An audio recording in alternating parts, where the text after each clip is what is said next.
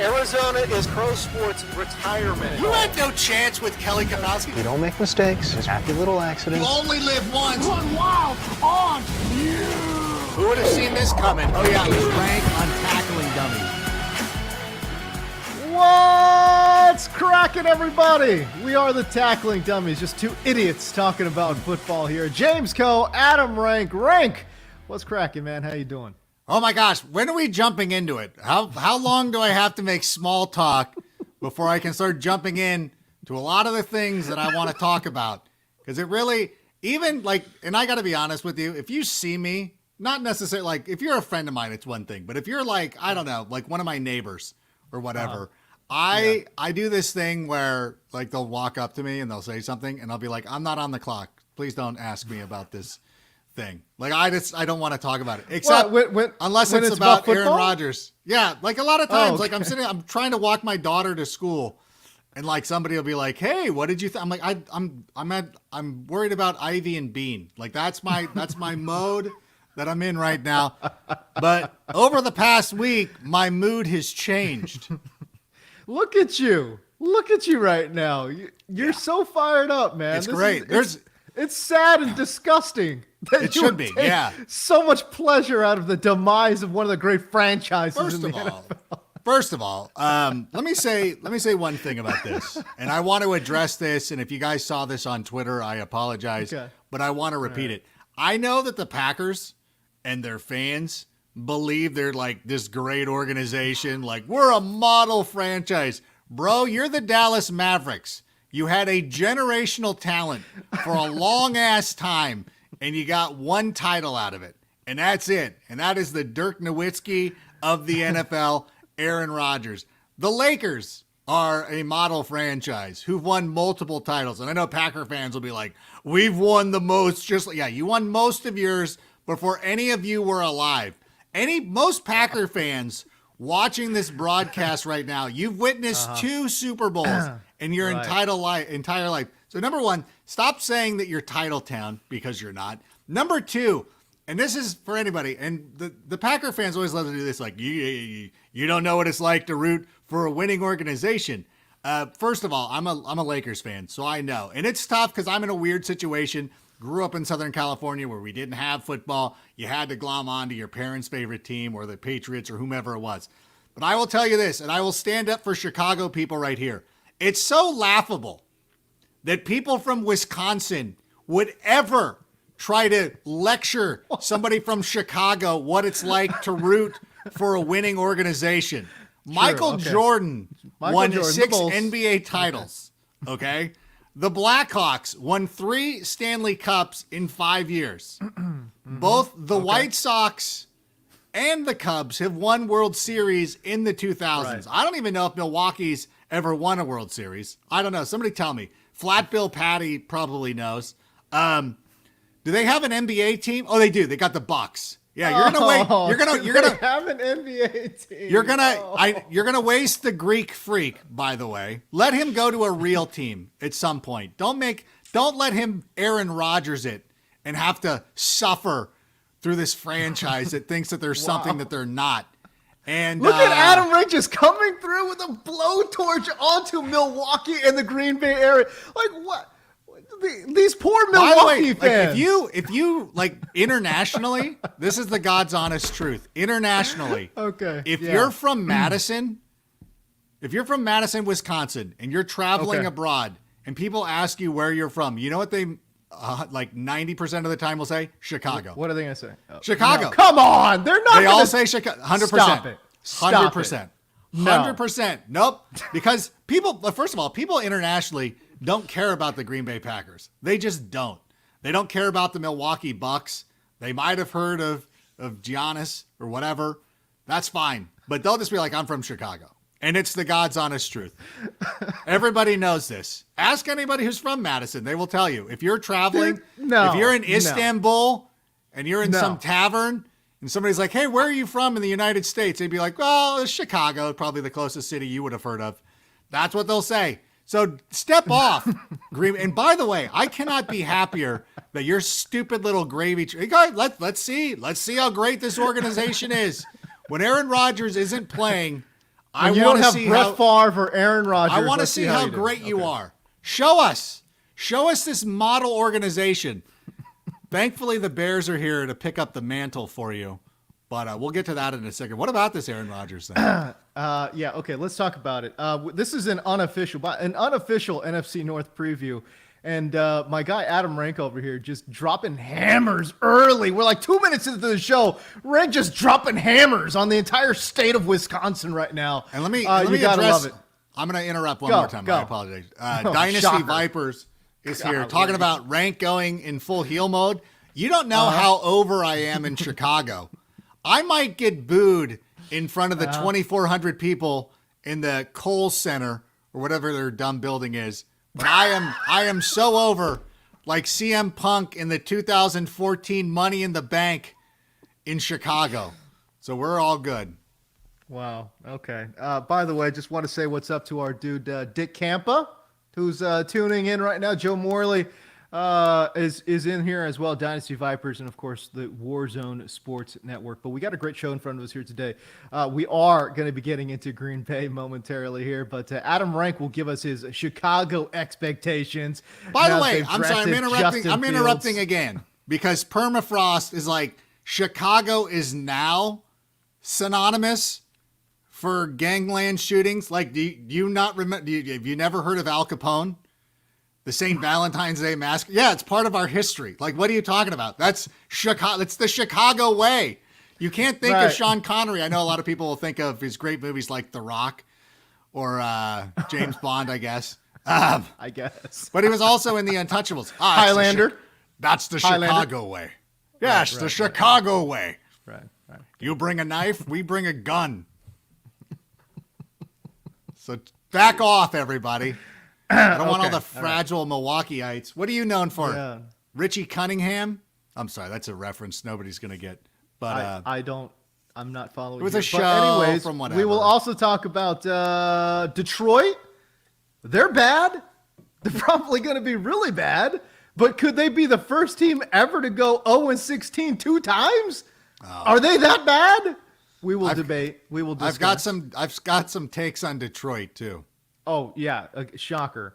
And also, we will talk about Minnesota. We might talk about Minnesota briefly, and this might be the most that Minnesota is talked about on any program, because I contend that literally no one in the world cares about the Minnesota Vikings.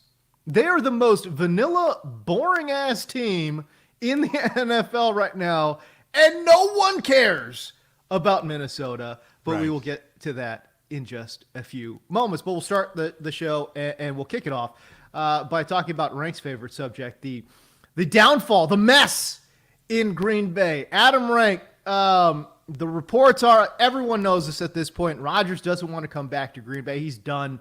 Schefter saying, he's told teammates that he's not coming back. There's rumors that he might retire, then play for Green Bay again. I don't know. I mean, on a scale of, 1 to 10, how realistic do you think these rumors are, and how realistic do you think it is that Aaron Rodgers comes back to the Green Bay Packers?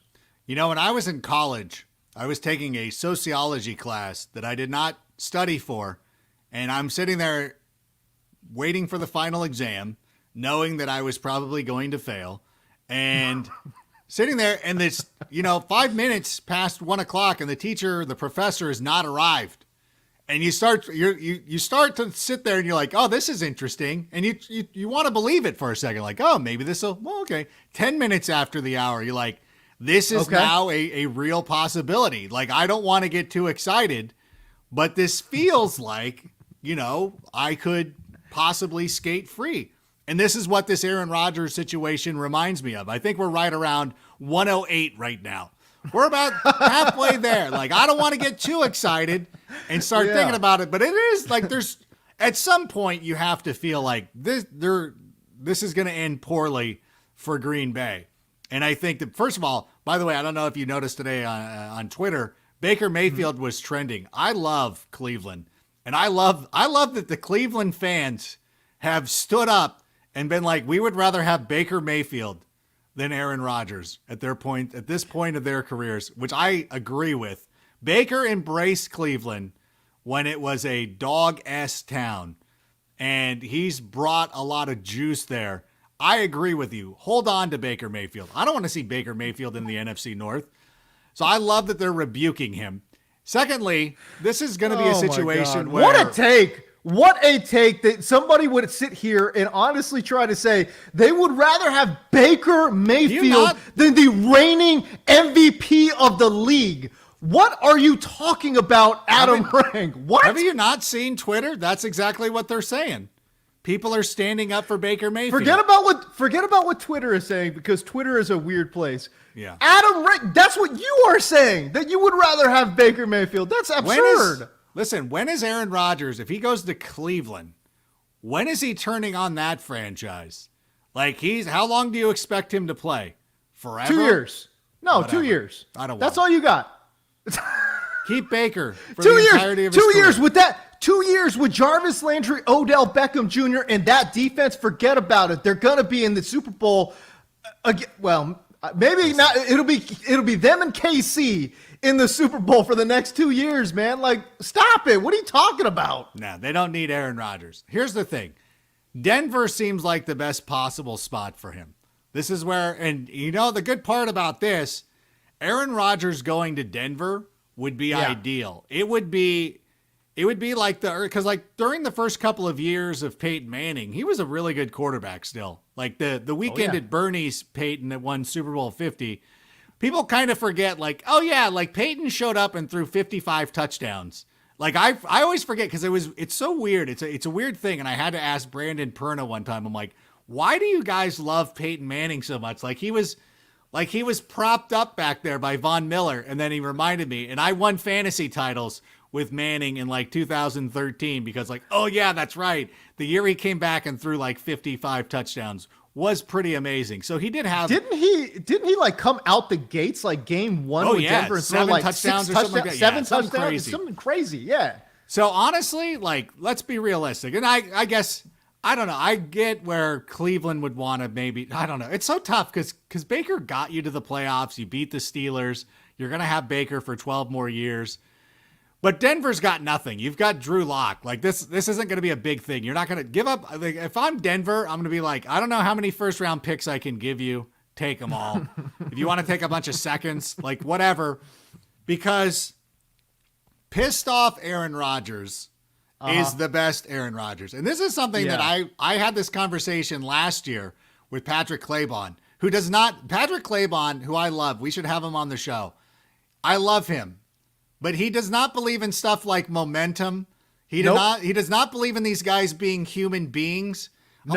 He's like, oh, like this guy's all of a sudden going to try harder. And I'm like, yeah. Like, have you never, like, you, what? Like Patrick Patrick was a really, like, or still is a really good athlete. Like, he was a competitive golfer and stuff like this. Like, you know that your mindset changes. Like, there's little things that can throw you off. And sometimes you might, like, even somebody as great as Aaron Rodgers might get complacent and be like, yeah, we're going through the motions. Like, oh, you know, same old, you know, it's tough. It's difficult playing pro sports. And every once in a while, lighting a fire under your ass, like drafting Jordan Love, will end up leading you to one of the best seasons of your career. So I think pissed off Aaron Rodgers going to the Denver Broncos would be about the worst thing for the AFC, maybe for all of football, but at least for the AFC.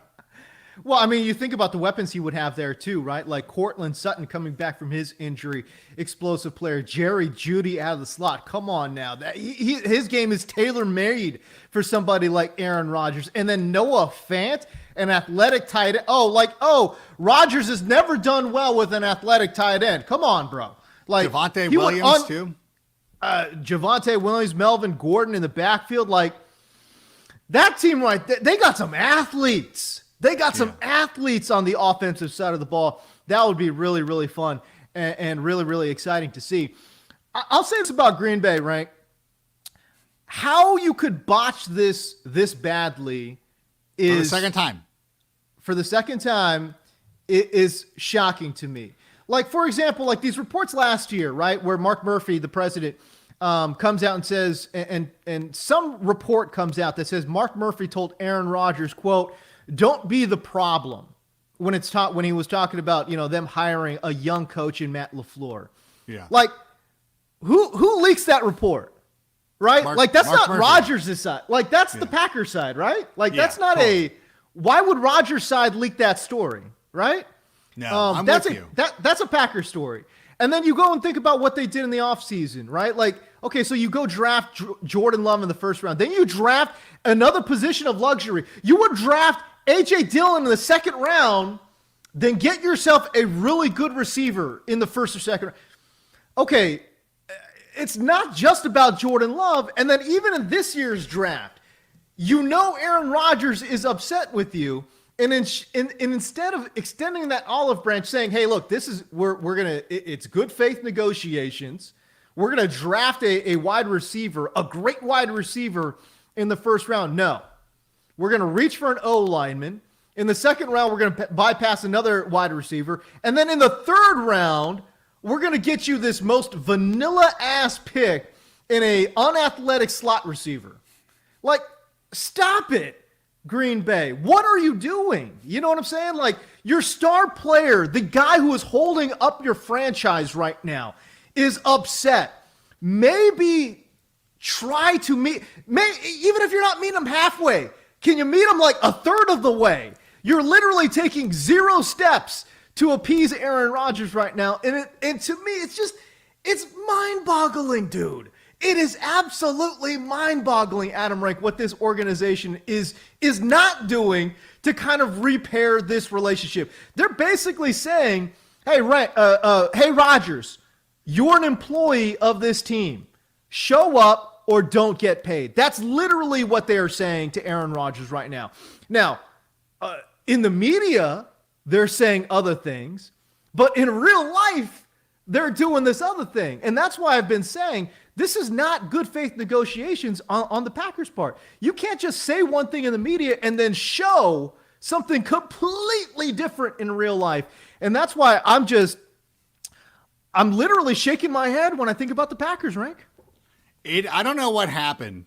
First of all, I think that we should also recognize Aaron Rodgers for stealing draft night from a lot of these young men. I know. You could have made it. We waited till today.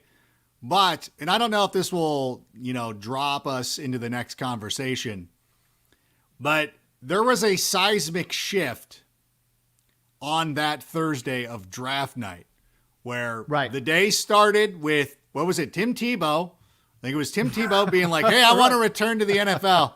And then Rodgers is like, well, I've had enough of this ass. And he changes the narrative. So instead of us talking about Trevor Lawrence and the coronation of him, 3 years, this guy was a superstar as a freshman at Clemson. Never has he lost a regular season game going back, even in high school. That night was stolen from him by Aaron Rodgers until what? Until the New York Giants traded down. Because even as the night was unfolding. Traded down 2 times. Yeah. Even as the night was unfolding, there was a shift. And the Bears were sitting there on the clock all of a sudden at number 11. And I think most ardent Bear fans, we were kind of watching it. We were like, hey, I hope San Francisco doesn't take him. You're like, okay, cool. They took Trey Lance. Good luck with that. And then the Falcons, you're like, nah, they should take Kyle Pitts. By the way, I think I was the first one who identified Kyle Pitts to the Falcons.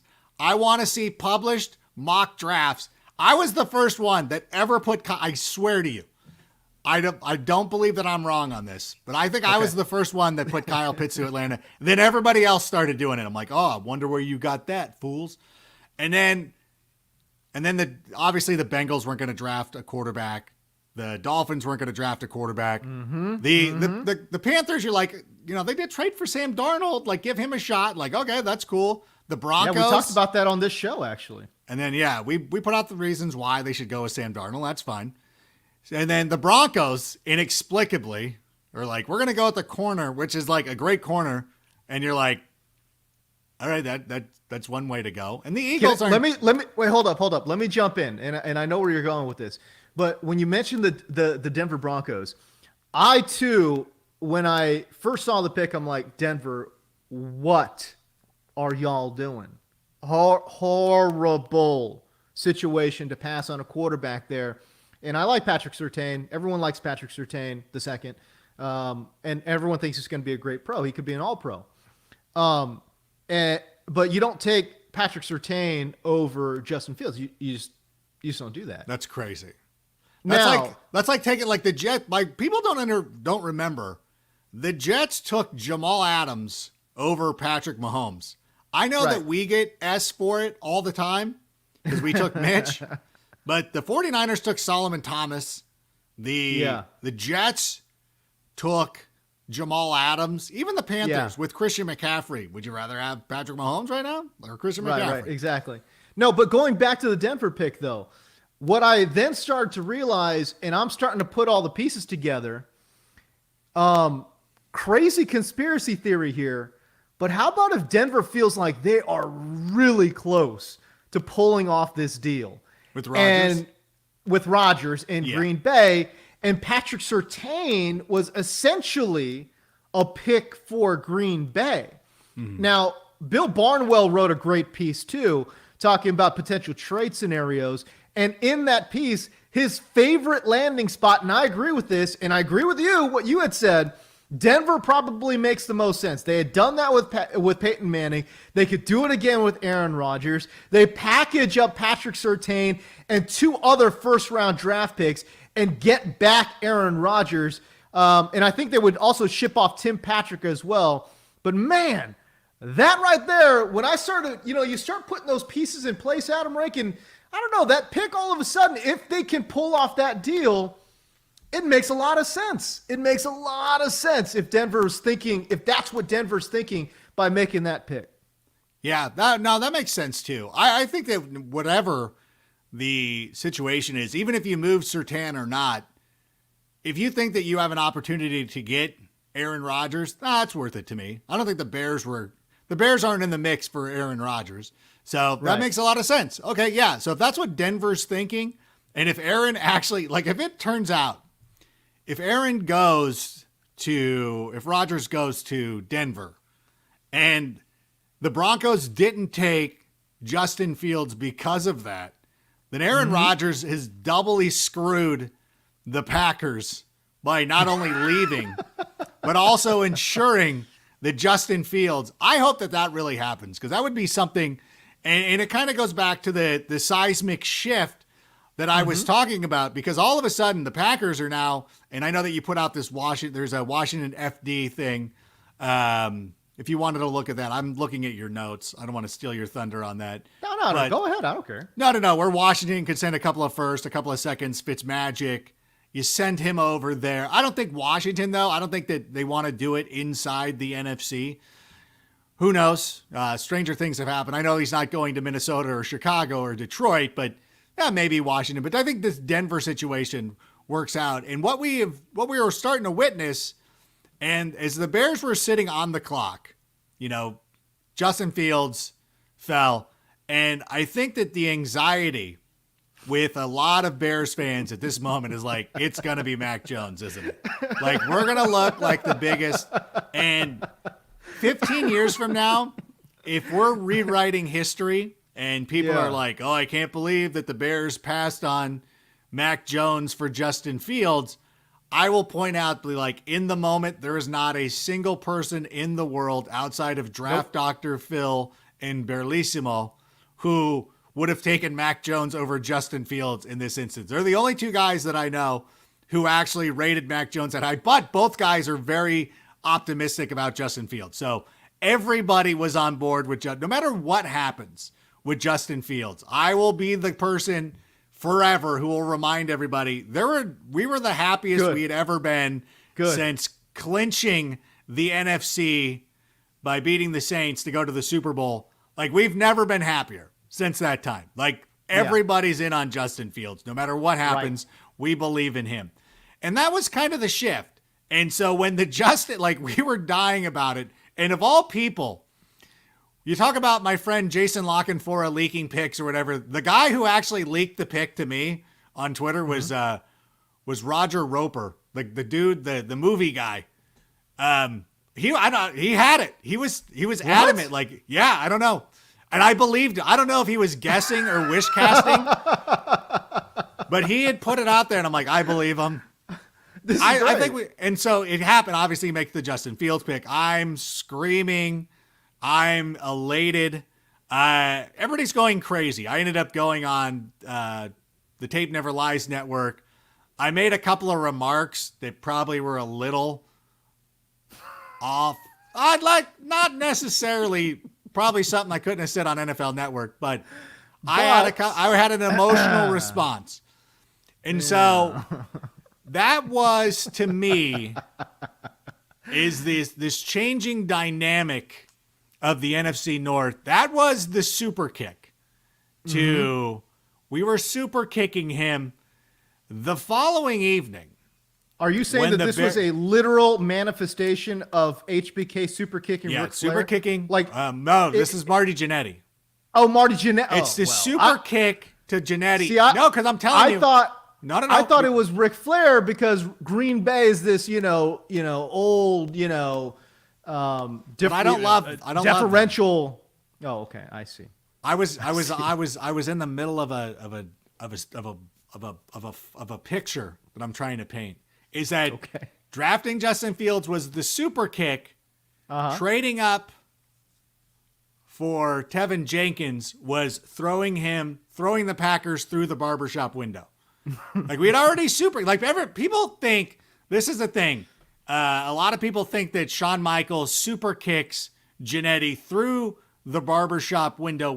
That's not the case. He super kicks him and then he takes him and throws him through it. Right. Yep. Getting Tevin Jenkins was throwing him through the window because that was a player that a lot of mock drafts had him going number 20 to the Bears. So if you would have said that the Bears were going to land their tackle and their quarterback and you gave up a little bit, I don't care what you spent for it. We're not gonna, 5 years from now, we're not going to care what the price was. Right. We're just going to care that we had these players. I mean, to your point, Adam Rank, getting Justin Fields, I think at number 11, and again, in the moment, it feels like an absolute steal because Fields could have easily been a top 2 pick. Could have easily been a top 2 pick. And so getting him at number 11 to pair up with Allen Robinson, Darnell Mooney, Anthony Miller, and you think about what's on the other side too, potentially a top 5 defense. And look, I get it. There's been some slippage on the defensive side of the ball ever since Fangio left, and I understand that. But when you get a fully functional offense, that takes a lot of pressure off of that defensive side of the ball. Better field position, more time of possession, these type of things feed into each other. And I think potentially Chicago does have a top 5 defense yet again. I mean, you look at their hardcore pieces, right? Like Khalil Mack, Akeem Hicks, Roquan Smith, Jalen Johnson can ball, folks. Yeah. He's not a household name, but Jalen Johnson is a problem. And Eddie Jackson at the safety spot, a great player too. So they have a core, Adam Rankin. I know I'm preaching to the choir here. They've got a core that could potentially be a top 5 defense to pair along with potentially a great rookie quarterback in Justin Fields and some weapons on the outside as well. I'll throw it to you again, man.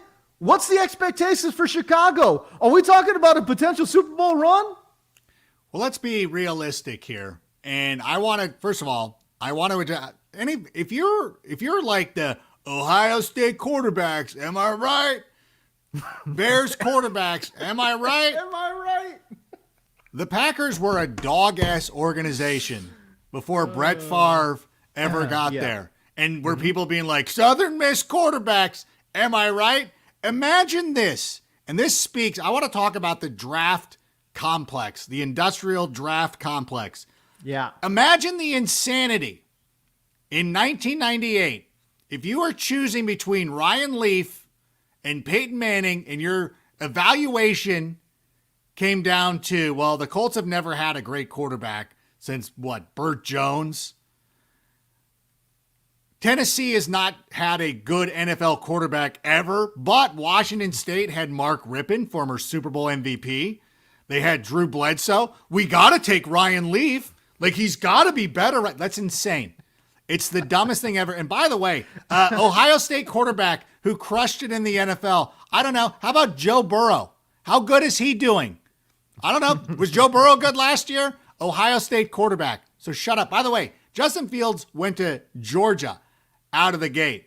Matthew Stafford. Why am I defending? It doesn't matter because it's Justin Fields. And this is the thing that drives me crazy about the draft. Because if you did the draft in January, you would have probably taken Justin Fields number 2. You could have made an argument for taking him number 1. Because here's the insanity.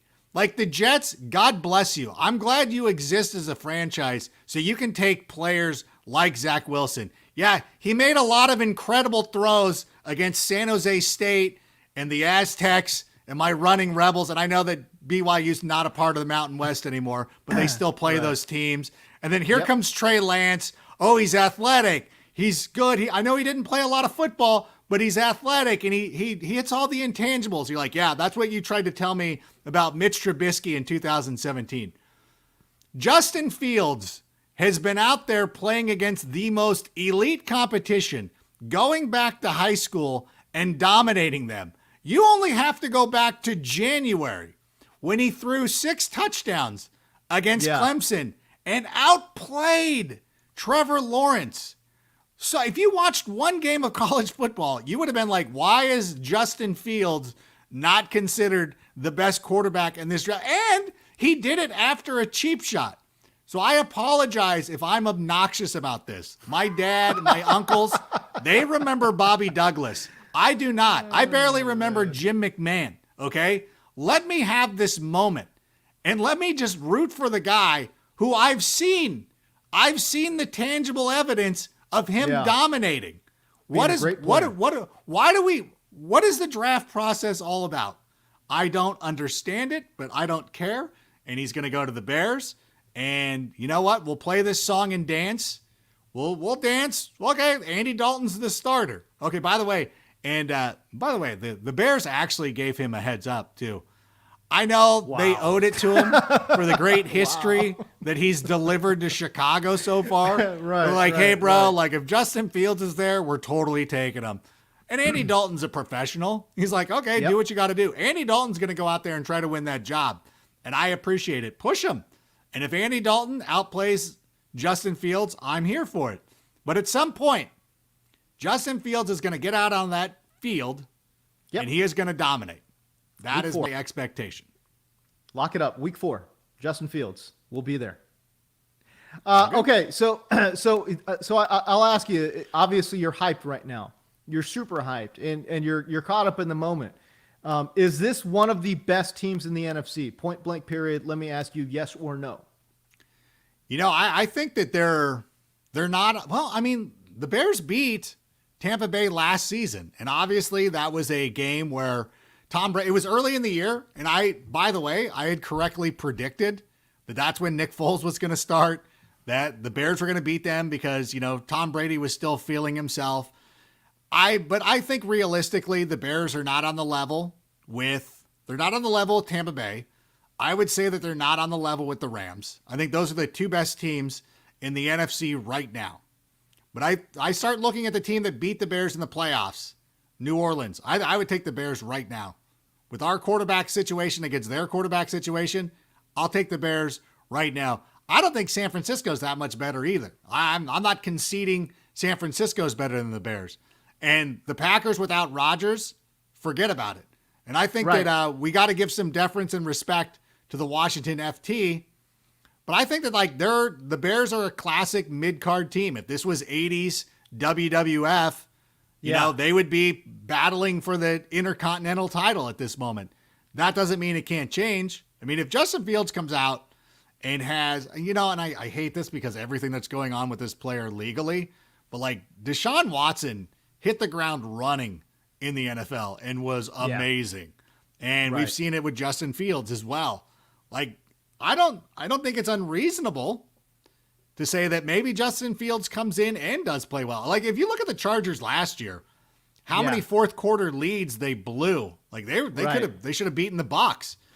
they could have made a serious run, if they would have been able to to manage the talent and manage the games, but unfortunately they kept getting away from them. So I think that the Bears, and I know when you're trying to make that argument of like, they've never done this and they've never done that, I think the Bears have a lot of interesting. I know the Chargers have had good quarterback play, so that's not been their issue. But the Chargers have always been one of those hard luck teams. And then now they've got Justin. Oh, yeah. They got Justin Herbert, and the franchise feels different. And I think you're going to find that with the Bears this season. I like it. Let's move on. Let's talk about Detroit here. Detroit they're bad. They look really bad on both sides of the ball, and I'm worried about them, especially on the defensive side of the ball. I see no playmakers on the defensive side of the ball. Offensively, they lost Kenny Golladay and Marvin Jones in free agency. They replaced them with Brashad Perriman and Tyrell Williams. Yikes. Yeah. They went and drafted Amon-Ra St. Brown, who I absolutely love. Love him. So I think they've got a player there in the 4th round with St. Brown. But, I mean, Adam Rank, they have a head coach who is talking about literally biting people's ankles, kneecaps, and kneecaps, and just talking nonsense, and I don't think that Dan Campbell had a great run when he was the interim there in Miami. I like the fact that they've got a former head coach as an OC in Anthony Lynn, and Aaron Glenn, who is, he's their DC. We don't know anything about Aaron Glenn. But I do think that they might have the worst defense in the NFL. You guys know that I work very closely with Next Gen Stats, and so I looked this up. Detroit gave up the 2nd most yards to receivers last year, and they gave up the highest completion percentage, according to Next Gen Stats, to wide receivers. They allowed 71% completion rate to wide receivers, by far the worst in the NFL. And in my opinion, I don't think they did anything significant to improve that secondary. So, Adam Reich, I'll ask you, is this team a candidate to go 0-16 again? They could do the unprecedented and go 0-17. 0-17? This is the biggest season ever. That's right. There's one thing that I've learned about Detroit over the last couple of days is that they've never watched any LA Rams games because they are so offended that I was making fun of Jared Goff because I'm like, my power rankings of NFC North quarterbacks go Justin Fields number 1, Kirk Cousins, Andy Dalton, Nick Foles, Jordan Love, Kellen Mond, and then Jared Goff. And they're like, why are you disrespecting Jared Goff like this? Who are you? And I'm like, well, if you don't want to take my word for it, why don't you take the word of Sean McVay, who decided that he cannot win with this quarterback and sent him to Detroit. But if you think that Dan Campbell is the guy who's going to solve the riddle of Jared Goff, okay, Detroit fans, let me tell you something. I watch a lot of Rams games. Obviously, you guys do not watch. There it is. You guys do not watch. You guys don't watch the 1 o'clock game, whatever. You're there. I know that Detroit's always one of the 10 a.m. games. They're the early game. You guys are playing Minnesota or somebody nobody cares about. You lose immediately, and then you lose interest in the rest of the afternoon, so you don't watch the Rams play. But I am telling you, this guy is like a less athletic version of Mitch Trubisky. And I understand that he went to the Super Bowl. That had as much to do with Sean McVay than anybody else. And once Bill Belichick exposed him, he's never been the same quarterback. His numbers have declined in the last 2 years, despite having one of the best receiving corps in the NFL, despite having a stellar run game. One of the best receiving corps in the NFL. Cooper one Kupp, of the best receiving. Bobby Trees. I don't know. There's not a lot of tandems better than them. What? What are we talking about here? They have zero downfield. They have zero downfield threats. I like Robert Woods. He's a secondary piece. I like Cooper Kupp. He's a slot guy. They've got zero downfield threats. Zero. You're talking about Jared Goff? What about the offensive line? They got absolutely ravaged. Andrew Whitworth is like 65 years old. Like, stop it. What are we talking about here? Like, it's not like Jared Goff took this top 5 offense and brought them down into the dirt. What do you mean? Like, he did. That's exactly what happened. The line was fine. That is not what happened. They had Todd Gurley. The line was not fine. And they brought in Cam Todd Akers. Todd Gurley with like half a knee. What? What are we talking about here? This is ridiculous. I'm looking at your quarterback power rankings. Really, bro? Jared Goff at 7, below Kellen Mond, below Jordan Love. Jordan Love was a practice squad quarterback last year. Stop it. Behind Nick Foles. I'm sorry. Nick Whoa. Television timeout for a moment, please. Nick Foles threw for like 500 yards against the Patriots in the Super Bowl. What did Jared Goff do again? Let me tell you. One of these quarterbacks, there's only one quarterback on this list that has a Super Bowl championship. Beating the Patriots, by the way. You put some respect on Nick Foles' name. I should have put Nick Foles number 2. No, I will not put respect on Nick Foles' name. How dare you? He's a below average quarterback. What are you talking about? Andy Dalton at this point in his career? What? Come on, dog. Like, what are we even doing here? Jared Goff is number 7 for you? What? Stop it. Love and Mond are like the insult to really make the joke hit home. But in all honesty, Love and Mond, like that's me. Like people, by the way, I love Twitter. And people are like, this is just clickbait nonsense. I'm like, there's no click, idiot. There's no click. There's nothing. You're just reading it. You quote tweeting me is putting me over more than anything I could have asked you to do. Right. Like it's amazing. Like you guys, you're dumb for falling for it. Like, I'm sorry. Like, what do you want me to do? Wow, you're going old school Uncle Chaps on people. I like it. Love and Mond obviously are like that's the said. By the way, can I tell you something too? And I know I gotta at some point got to get ready to go do some NFL Network. I've had more fun doing this. I'll be honest with you. And by the way, I have my screen covered. Is Flat Bill Patty here? He's not. I'm gonna call him and give him a ration of grief. Yes. I think my point was, so I'm going for the old school, like I'm piling on with Love and Mond because it's just funny to me. Oh, this is what I was going to say. Yesterday, I made a joke on May the 4th day. And I'm like, Starbucks isn't even giving Star Wars cups anymore. They're giving out red cups. That's the color of the Sith. Like, I feel like that is such an intelligent and funny joke. And I'm so effing proud of it. And I even gave my friend Casey, I'm like, here's a tag for the joke too. Like, can we even say Star Wars Day anymore? And I'm so proud of myself. That gets like 500 likes, like it bombs. And I'm like, oh, like really? This stupid thing that you have. Look at the flex. Look at the flex from Adam Rank. 500 likes up. This stupid thing that you have posted up is close to 5,000 likes. And I'm like, people are like, you guys call me an idiot. You're the idiots who aren't responding to my intelligent jokes and instead are putting over crap like this. It's more you than me. I would be out here, I would be breaking out the meta jokes if you guys responded to it. Like World of Isaac, who I love, I think he's a Detroit guy who I love. And he was like, I felt bad. Like, I'm sorry that you're getting so upset about it. I'm like, I wanted to reach out to him and be like, bro, I'm sorry you're getting so upset about this, but the absurdity, like if you cannot see, like Jordan Love and Mond is the absurdity of like, okay, this is clearly a joke. I will say though, when I was doing it, I was doing it under the guise of like Goff is because like if Rodgers leaves, Goff might not be the worst quarterback in the division, but it's like I literally can say Nick Foles beat the Patriots. Like, I don't know what else to say.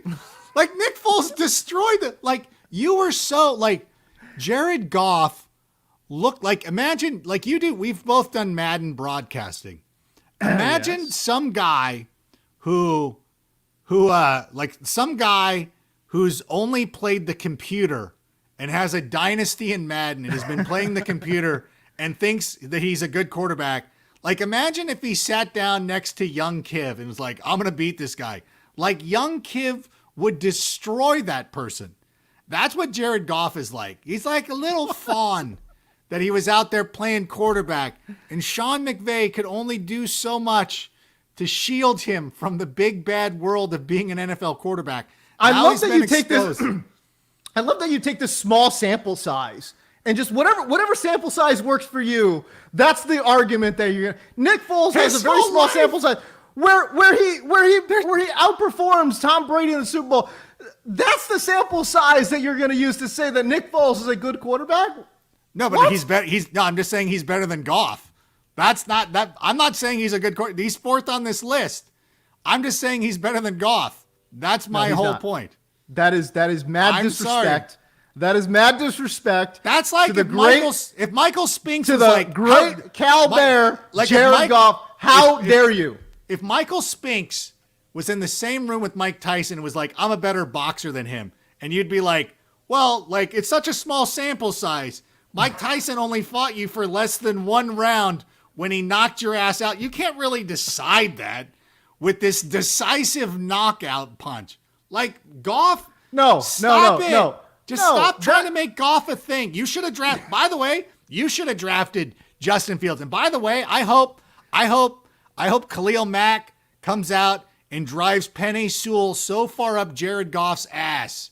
And then Justin Fields throws for 6 touchdowns just to serve you guys right. Because I will not forget when Justin Fields is destroying the NFL, I'm gonna look at Penei Sewell and be like, you guys could have had Justin Fields. I'm going to enjoy that for a decade plus. Bottom line is, you're wrong. And you are wrong for putting the great Jared Goff below a practice squad quarterback and some dude named Kellen Mond. What? Oh. You guys make it too easy for me sometimes. It's so I know. bad. And watch Jared Goff outperform expectations. Just watch him do that. Watch him go out there and ball despite all the low expectations. That's what's going to happen there in detail. If he had Kenny Golladay and Marvin Jones and if they had St. Brown, and they had like a good receiving core, because I really do like DeAndre Swift. I honestly feel though Tony Lynn is going to know enough about Jared Goff and be like, we're running the ball like DeAndre Swift's running it 25 times. Jay Will's getting it 15 times. Like, we're going to try to get our backs 40 carries a game. They have to. Well, the bottom line is they got a great offensive line, in my opinion. I think they drafted that's actually Taylor Decker, their set tackle, right? And Frank Ragnow at center, he's a Pro Bowler. So 3 of the 5 spots, they've got potential Pro Bowlers on that line. I think the offensive line is going to be really, really good. Very quickly, I know you're running out of time here.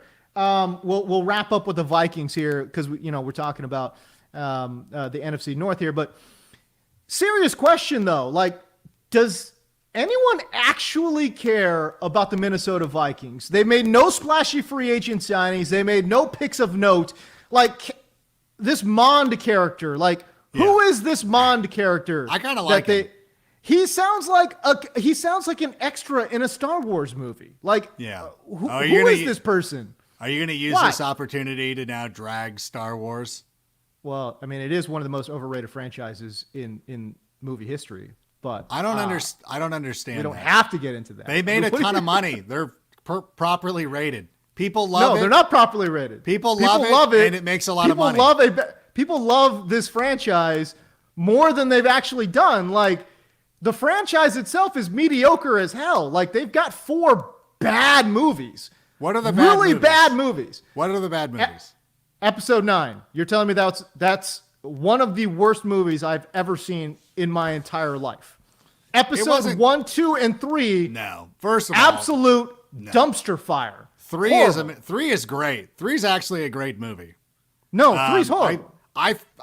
3's a great movie. I'm not even going to debate 3's. Having to watch Hayden Christensen pretend like he can act is a problem. I don't want to watch that for 3 hours. It was awful. Episodes 1, really 2, and 3 was a trash can. Episode God. 9 was an absolute abject disaster. Even episode 8, oh my God, episode 8 is one of the best movies ever. That is such a good movie. I wish they had just picked. They had such bad timeline issues. It was horrible. If JJ had done all 3, or if Ryan Johnson had done all 3, it would have been much better. And I really don't. I know that a lot of people like to point out that 7 was, that's like New Hope. And I'm like, but that's the way the world works. Like, how do you not sit here in our current world? Like, we went through World War II. We went through, like, I don't want to get too political, but like, people are drawing a lot of similarities between our former president and some of the stuff that happened in the 40s. Like, that's the way, like, so you want to tell me that this society in the future doesn't have the same problems? Because that is, like, I know it's like, it's weird about the nature of human beings, but like, we will do the same things over and over again. Like, if you don't why think do you, that, why do you have to do that? Why do you have to do that in the movie? Why?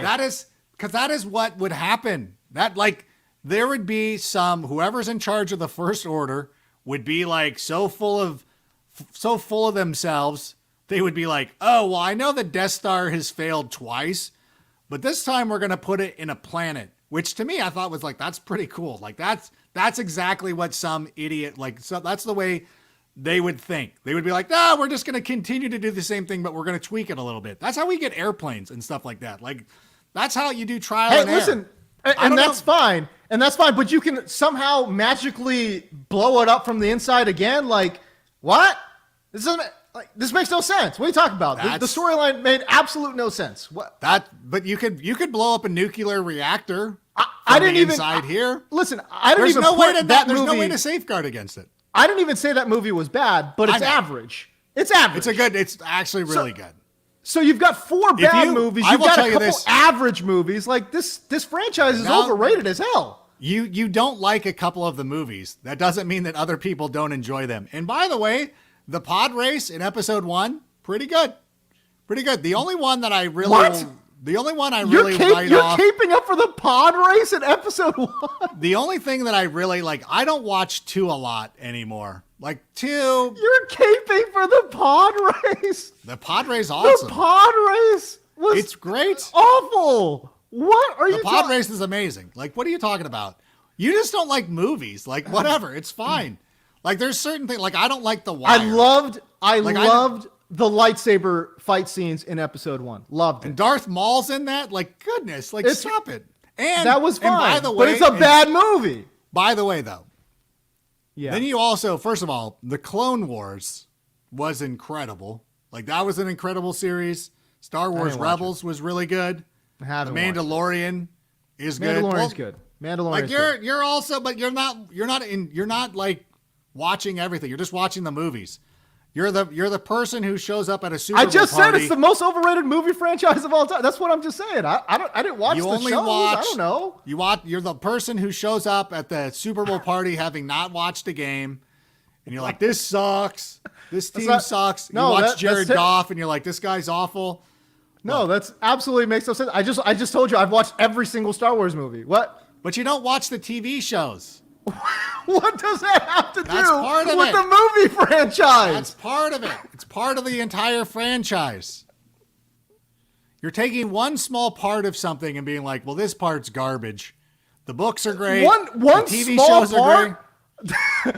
We're talking about 11 cinematic films, and I'm saying 4 of them are bad. We've got 2 more that are average. Your premise is already wrong. Like 9 had a terrible plot point, but was enjoyable. 8 was amazing. 7 was great. Rogue One is great. 4, 5, and 6 are all great. 3 is amazing. It is so unimaginative. 1 is okay.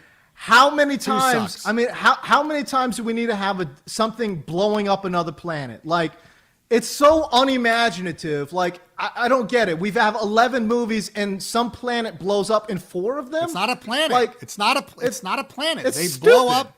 They blow up one of their weapons. That the genius of it is that the Empire, which gives way to the First Order, is always, I got to get on the line. But they're always trying to find ways to improve it. Because in Jedi, they realize, like, well, if we have if we use the moon of Endor as our shield, that should keep the rebels away. And they actually launch a pretty good plan to defeat the rebels. But anyways, I got to go. Okay. God bless everybody. I got to go put on a collared shirt. This is all right. Skype Listen, on. yeah, no, I don't know. Whatever. Hey, listen, we'll catch you guys next Wednesday. Adam Rank, as always.